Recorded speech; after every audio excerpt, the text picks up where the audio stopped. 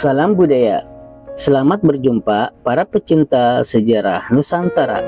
Pada kesempatan kali ini saya akan mengajak dulur semuanya untuk berkunjung berziarah ke salah satu makam waliullah yang berada di daerah Banten. Beliau bernama Sultan Maulana Hasanuddin.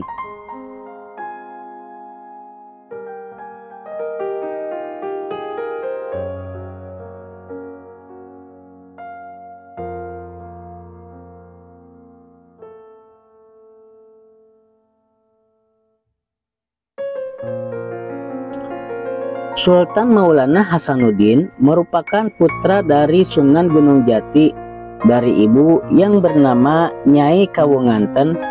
Nyai Kawunganten sendiri merupakan putri Bupati Banten yang bernama Prabu Surosowan. Oleh karena itu Sultan Maulana Hasanuddin merupakan cucu dari Prabu Surosowan dari jalur ibu. Sedangkan dari jalur ayah, Sultan Hasanuddin adalah cucu dari Syarif Abdullah Umdatuddin yang merupakan ayah Sunan Gunung Jati.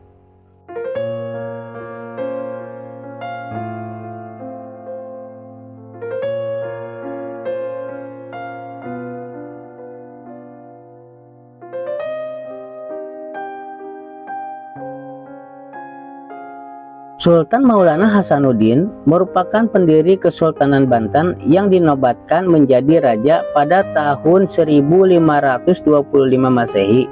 Beliau bergelar Pangeran Sabakingkin atau Sedakingkin yang bertakhta di Banten dalam rentang waktu tahun 1525 sampai 1570 Masehi. Banten sebelum Maulana Hasanuddin bertakhta telah menjadi kota berpengaruh yang berada di bawah kekuasaan kerajaan Pajajaran.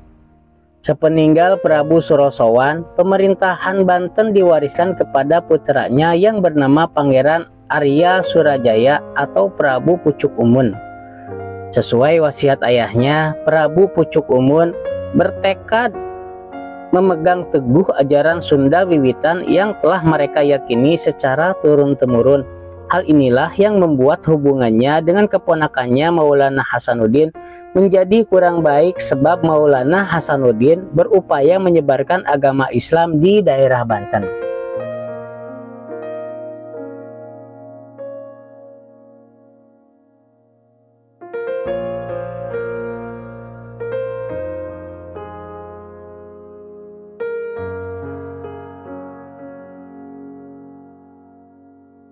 Untuk menyelesaikan masalah keduanya, sepakat untuk melakukan pertarungan ayam sebagai ganti berperang fisik.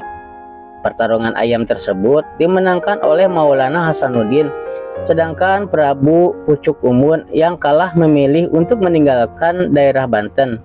Sebelum pergi, Prabu Pucuk Umun menyerahkan golok dan tombak sebagai tanda bahwa kekuasaan Banten resmi jatuh ke tangan Maulana Hasanuddin. Di saat yang sama, Sunan Gunung Jati berhasil merebut Banten dari Pajajaran yang bersekutu dengan Portugis. Kedatangan Sunan Gunung Jati ke Banten adalah bagian dari misi Sultan Trenggono dari Kerajaan Demak untuk mengusir Portugis dari Nusantara.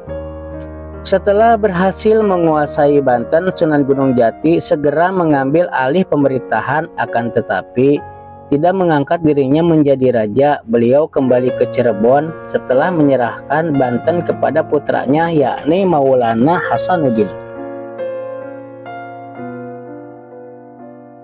Banten yang awalnya kadipaten kemudian diubah menjadi kerajaan yang berada di bawah Kesultanan Demak.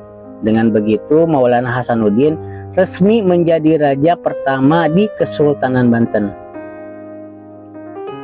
Di bawah pemerintahan Maulana Hasanuddin, Kerajaan Banten mengalami perkembangan pesat di berbagai bidang. Kesultanan Banten adalah kerajaan maritim yang mengandalkan perdagangan untuk menopang perekonomiannya. Untuk memudahkan hubungan dagang dengan pesisir Sumatera, melalui Selat Sunda, pusat pemerintahan kemudian dipindahkannya dari pedalaman Banten Girang ke pesisir di kawasan Teluk Banten. Maulana Hasanuddin membangun 3 institusi penting sebagai motor perubahan kerajaannya. 3 institusi tersebut adalah masjid sebagai basis kegiatan sosial keagamaan, Keraton Surosowan sebagai pusat pemerintahan, dan pelabuhan sebagai sentra ekonomi.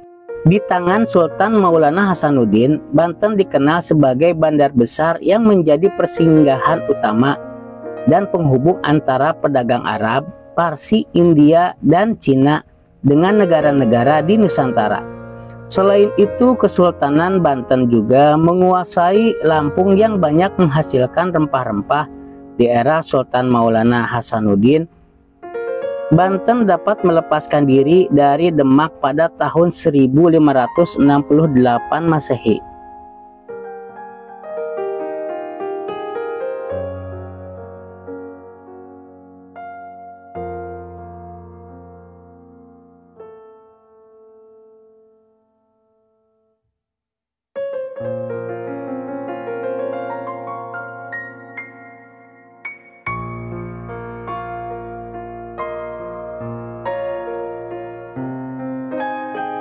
Sejak sebelum dinobatkan sebagai raja di Kesultanan Banten, Maulana Hasanuddin telah aktif menyebarkan ajaran Islam di wilayah Banten.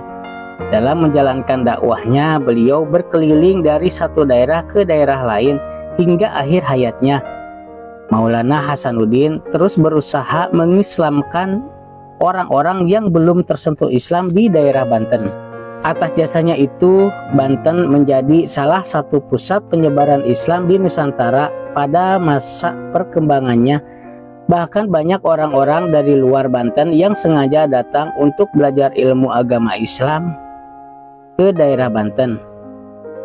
Sultan Hasanuddin wafat pada tahun 1570 Masehi dan dimakamkan di Masjid Agung Banten. Setelah beliau wafat, tahtanya dilanjutkan oleh putranya, yakni Sultan Maulana Yusuf. Sedulur, itulah sekelumit kisah Sultan Maulana Hasanuddin. Semoga bisa menambah wawasan atau pengetahuan dulur semuanya. Salam.